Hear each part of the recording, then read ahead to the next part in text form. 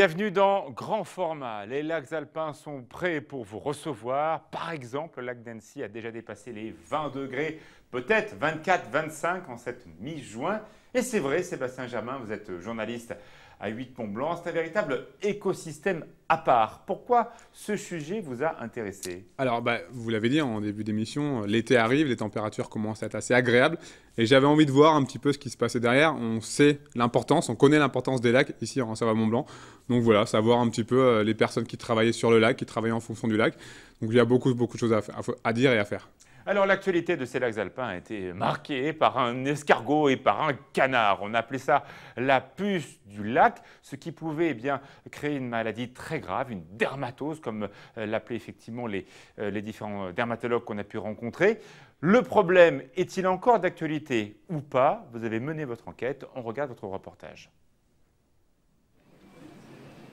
Annecy, son lac, ses baigneurs et ses canards.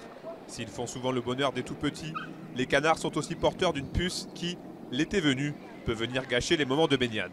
La puce du canard, comme son nom l'indique, est portée par le canard qui, dans sa fiente, libère des cercaires qui sont repris par un petit mollusque, un limné, qui lui va libérer un pouvoir très important puisqu'il peut libérer 2500 puces. Et ces puces vont bien sûr rechercher ensuite un corps à sang chaud, donc ça peut être ou le canard ou le baigneur. Même si la puce du canard a connu son pic de contamination entre 2001 et 2003, le SILA a choisi la politique du mieux vaut prévenir que guérir. Ainsi, depuis 2005, le syndicat mixte a pris les devants et ces dernières semaines, vous avez peut-être pu apercevoir ce drôle d'engin amphibie sur 5 plages entourant le lac d'Annecy. On appelle ça une machine herseuse. Elle va griffer le substrat, le fond du lac, de façon superficielle, de façon à retourner les cailloux sur les premiers centimètres et à détruire les mollusques qui s'y trouvent, qui sont vecteurs du parasite. Alors c'est une machine amphibie qui repose sur le fond et qui écrase avec ses chenilles et la herse qu'elle porte à l'avant les mollusques qui se trouvent donc sur les premiers centimètres, sur les cailloux en fait, à proximité des plages. Grâce à ces mesures de prévention, ce sont près de 90% des quantités de mollusques porteurs de la dermatite cercarienne, l'appellation scientifique de la puce de canard, qui sont éliminés. Des opérations plutôt bien accueillies par la population. Ouais, gamin, ouais, on a eu beaucoup de problèmes, mais bon, après, voilà, apparemment les efforts ont été faits pour que ça cesse, donc depuis plus rien. J'ai déjà entendu des gens avoir des problèmes en fait, de peau à cause de ça, donc j'imagine que pour nous c'est bien. Après, est-ce que pour le lac et pour les animaux c'est bien? J'en sais rien. Je dirais pas que c'est une mauvaise pub parce que suivant où on se baigne, je crois qu'il y en a beaucoup à Albigny, on a possibilité de contourner le problème si on va ailleurs et puis ça reste une belle région donc je pense pas que ce soit une mauvaise pub. Les puces de canard, bien que désagréables, n'auront donc a priori pas d'impact négatif sur la fréquentation estivale et touristique du lac d'Annecy. Aujourd'hui, c'est plus un problème puisque dans les résultats que nous avons, puisque nous avons des statistiques, dans les années 2005, où il n'y avait pas de traitement par le SILA, nous étions à 100 piqûres par jour et aujourd'hui on est à 100 piqûres pour l'ensemble de l'année. Quelques petits boutons et des démangeaisons ne devraient pas vous empêcher de profiter des joies de la baignade. On rappellera simplement qu'il est interdit de nourrir les oiseaux du lac. Sébastien Germain, problème résolu. Problème résolu, on verra. Là, ce sont des mesures qui sont mises en place, donc on l'a vu depuis 2005. On a entendu le président du SILA qui a indiqué que le nombre de piqûres était en net recul. Après, il y aura toujours un risque. Après, on rappelle, ça peut pas être très dangereux, mais par contre, ça peut être très agréable. Et puis, selon moi, contrairement à ce que dit la personne que j'ai interrogée, je pense que ça peut faire une mauvaise pub pour le lac d'Annecy, parce qu'on connaît, on le redit, l'importance du lac d'Annecy. Forcément, un lac infesté de puces de canard, ça fait pas de y aller. Voilà, forcément. D'autant plus que cette année, les attaques de bancs de méduses sont absolument conséquentes dans la mer Méditerranée. Donc voilà, vous avez beaucoup de chance d'habiter au bord de ces lacs où en tout cas il n'y aura pas de méduses, et en tout cas pour longtemps. Nous allons maintenant voir l'activité de ces sauveteurs autour des lacs alpins. Un travail difficile car il y a plein de dangers évidemment au bord de l'eau. La baignade, bien sûr, les embarcations, jour comme de nuit. Vous avez mené votre enquête. Du côté d'Évian. Un catamaran vient de dessaler sur le lac Léman. Très rapidement, l'embarcation à la dérive est prise en charge par les sapeurs-pompiers et une vedette de sauvetage Évian. Mais rassurez-vous, il s'agit là d'un exercice grandeur nature organisé conjointement par l'association Sauvetage Évian, les sapeurs-pompiers et le club de voile local. À quelques jours de l'ouverture de la saison estivale, ce genre d'opération est plus que nécessaire. Alors avec les pompiers, de plus en plus régulièrement, on fait des petits exercices. Dernièrement, c'était feu de bateau, le thème c'était feu de bateau au large. L'année dernière, le thème c'était feu de bateau dans le port d'Évian. Alors souvent avec les pompiers, c'est par garde parce qu'ils ont 4 gardes, donc on fait par 4 samedis de suite. Lors de cet exercice de dessalage, la mission de la vedette Belle du Lac consiste en un remorquage du catamaran après l'intervention des pompiers, d'où l'importance du travail de coopération entre les deux entités. Nous, on est sous l'aile des pompiers, on sort toujours en coopération avec les pompiers pour des cas de personnes en difficulté ou d'assistance à personne. Et ça, c'est nécessaire d'avoir une bonne coordination et puis une bonne compréhension entre les deux parties, sauvetage et pompiers, qui sont deux entités complètement différentes à la base. Sauvetage Évian, c'est toute une histoire dans le Chablais. Fort d'une 60aine de membres, dont 10 pour la partie secours, l'association fait partie du réseau de la Société internationale de sauvetage du Léman. Et chaque été, les bénévoles de Sauvetage Évian sortent pour une 30aine d'interventions. Non, on ne redoute pas parce que sinon on ne le ferait pas. Donc non, on attend avec un peu d'impatience. C'est surtout mouvementé à partir de juin jusqu'à fin août. Et c'est vrai qu'on peut sortir la nuit à 2-3 heures du matin, c'est pas toujours facile s'il y a des pêcheurs qui sont en difficulté, etc., etc. Ou autant le dimanche en plein milieu d'après-midi. Donc non, c'est pas du tout une saison qu'on redoute, au contraire. Il faut que ça tienne à cœur, je pense que c'est une passion, puis ça reste bénévole, faut pas l'oublier. Et nous, c'est des copains, c'est des amis, on sort quand il y a besoin, par tout temps, mauvais temps, beau temps. Mais c'est une vieille tradition et c'est important de garder les choses et je pense que c'est nécessaire pour secourir les gens. Cette année encore, les plaisanciers pourront pleinement profiter d'un lac Léman placé sous très haute surveillance.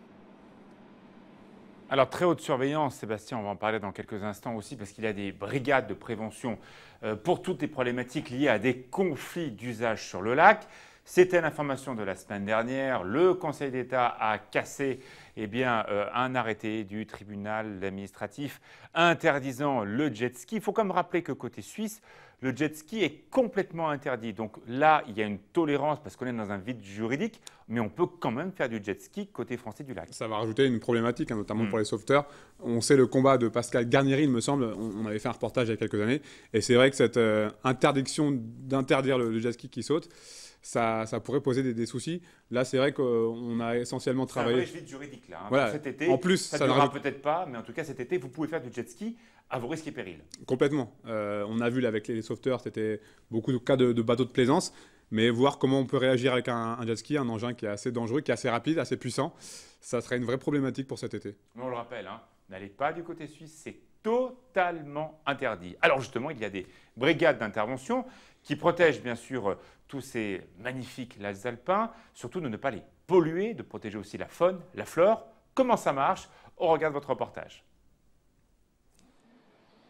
Postés sur leur gyropode, les agents de la brigade environnement ne passent pas inaperçus sur les bords du lac d'Annecy. Du 1er mai au 30 septembre, les 7 agents de la police municipale d'Annecy qui composent cette brigade traquent les incivilités et font respecter le règlement intérieur des rives du lac. Notre objectif principal dans un premier temps, c'est la prévention, puisqu'on a affaire aussi à des gens, à des touristes qui ne connaissent pas forcément la réglementation. Ensuite, si on a affaire à des récidivistes qui ne coopèrent pas, qui ne comprennent pas, ça peut aller jusqu'à la verbalisation de la personne. Ça arrive rarement, puisqu'en général, à 90%, les gens coopèrent. Bonjour, la brigade environnement. Donc, il faut savoir que dans ce parc public, vous êtes obligé d'avoir une tenue décente. On va vous demander de vous rhabiller. Vous avez le droit de vous promener tranquillement comme tout le monde. Par contre, vous évitez de rouler à vélo dans les pelouses aussi, puisque c'est entretenu par les gens de la ville. Depuis le 1er janvier 2017, cette brigade patrouille sur un secteur allant du plan d'eau de la Puya à Chavoire à Annecy-le-Vieux, commune nouvelle oblige. Créée en 2006, la brigade environnement s'appelait alors brigade verte. On assistait, si vous voulez, à des dégradations au niveau des pelouses. On assistait aussi à un irrespect du domaine public, où tout le monde faisait un petit peu ce qu'il voulait. On assistait aussi à un paquet qui devenait plutôt un centre de pique-nique, etc. Et ce n'est pas l'objectif du paquet, quoi. Alors que l'été et les touristes vont arriver, le lac d'Annecy, véritable vitrine du chef-lieu de la Haute-Savoie, doit donc renvoyer une image plus qu'irréprochable. C'est fondamental pour l'image de notre ville. L'image de notre ville, c'est son environnement, la nature et la propreté, c'est l'image touristique également. Il y a aussi les manifestations, on espère que tout se passe bien, vu les circonstances. L'année dernière, tout s'est très bien passé. On souhaite que toutes ces manifestations, style fête du lac, se passent bien pour le public. Et voilà, et nous, on sera contents à la fin de la saison pour tout le monde. Autre particularité de ces policiers municipaux, Le gyropode qui leur sert de mode de transport, un véhicule atypique qui leur donne une image plutôt sympathique. C'est inimaginable le nombre de gens qui nous prennent en photo. Ça a un aspect très positif à l'égard de la population. Et en règle générale, les gens nous accostent, discutent, c'est pas mal vos engins. C'est un outil qui passe très bien vis-à-vis de la population, oui, ça c'est sûr. Si vous ne souhaitez pas avoir affaire aux agents de la brigade environnement, n'oubliez pas qu'il est interdit d'être torse nu ou en maillot de bain, de laisser son chien errant ou encore de se baigner sur les rives du lac d'Annecy, en dehors des plages aménagées. Alors effectivement, on vient d'écouter la fin de votre reportage qui pose comme quelques questions. On comprend tout à fait les réflexions sur ce jeune homme qui était à vélo sur les pelouses. Il y a un gros travail qui est fait par l'ensemble des personnels de toutes les communes qui sont autour du lac d'Annecy pour garder ces pelouses très belles. Et c'est vrai que parfois on ne fait pas attention, il n'y a pas d'intention de nuire, mais voilà, c'est bien en tout cas de le redire. Mais bon, là, cette semaine de mi-juin, il va faire entre 34 à 37 degrés autour du lac d'Annecy. Ce jeune qui est en maillot de bain et torse nu, à votre avis, est-ce que cette brigade l'a fait parce que vous étiez là avec votre caméra ou très clairement, ce sont des choses qu'ils font? Alors, ça pose question. Je vais vous prendre un exemple personnel. Ce dimanche, j'étais du côté du lac d'Annecy, au niveau des Jardins de l'Europe. Ouais. Et autour de moi, il y avait énormément de personnes qui étaient torse nu ou en maillot de bain. Alors, est-ce que la brigade était sur un autre endroit? C'est possible. Je ne sais pas. Mais c'est vrai que ça paraît compliqué de verbaliser toutes les personnes, parce que c'est vrai que si on fait le compte, finalement, il y a beaucoup de personnes qui sont en tort. Moi, ça fait beaucoup penser aux gendarmes Saint-Tropez, vous savez, avec le camp nudiste. Là, on n'est pas là, ils ne sont pas tout nus, ils sont en maillot. Effectivement, ils ne sont pas tout nus. Après, si ces règles existent, c'est que forcément, il y a une raison. Mais c'est vrai que ça peut paraître bizarre, notamment au niveau d'Annecy, au niveau du lac, sur le paquet, où il y a toutes les embarcations, les pédalos, les loueurs de pédalos. C'est vrai qu'on a souvent l'occasion de voir des gens en maillot ou torse nu. Mais bon, c'est la règle, c'est comme ça. Dernière chose, ces lacs sont magnifiques, ils sont très fréquentés là dans les prochains jours. Ce n'est pas des zones de non-droit. Et surtout, est-ce que ces différentes brigades vérifient que les passages permettent à n'importe qui de faire le tour du lac à pied? C'est la règle Napoléon. On a le droit d'aller sur n'importe quel rivage jusqu'à 3 mètres en deçà de la vague la plus haute.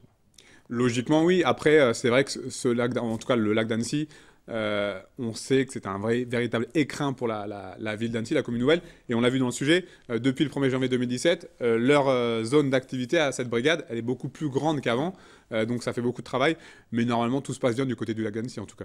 Et en tout cas maintenant c'est sur l'ensemble du territoire, donc ils sont partout et peut-être moins centralisés sur le paquet. Voilà, c'est le but, en tout cas c'est le but. Merci beaucoup Sébastien Germain, journaliste pour 8 Mont-Blanc, on se retrouve pour un très prochain grand format. Thank you.